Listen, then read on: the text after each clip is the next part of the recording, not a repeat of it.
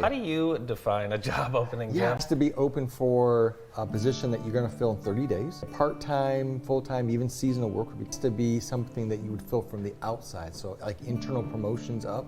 Sure. Doesn't count. Over 10 million jobs in the U.S.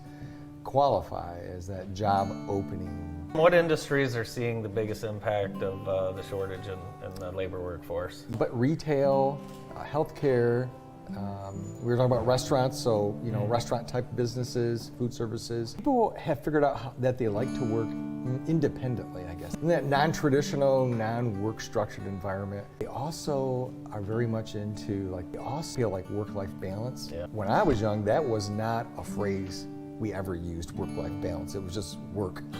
Of course, working remotely. They're being way more selective about their jobs, and they're staying out until they get what they want with a higher wage. What can employers do when they have an attractive candidate to make sure that they check all those boxes? And so today we encourage employers to think way differently about that same employee that you could have hired a few years ago, just in the traditional structure. Got to think differently about it. So some things that employers can do, is removing degree requirements. It used to be, like when I entered the workforce, at a certain level you just needed a degree. Even if you didn't really need it, they wanted you to have it. Right? So, okay, fine. Not true anymore. Employers should really reconsider, do they really need to have a degreed candidate to get that job? And instead, they should be looking for maybe people who have the right skill set.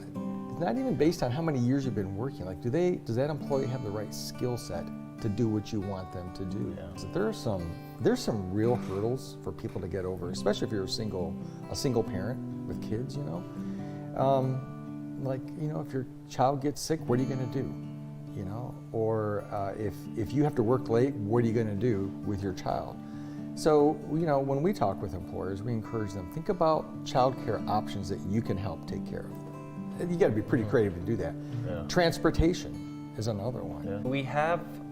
Do we have enough people, let's just say in the state, that have manufacturing experience?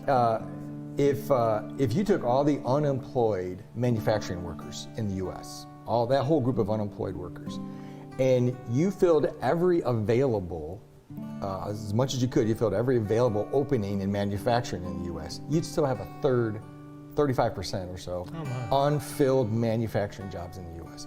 How can this right itself? Rethink about maybe rehiring people back in that you previously would not have considered. They're called second hires. If it was a few years ago, maybe reconsider them, especially if they have the skill set you need.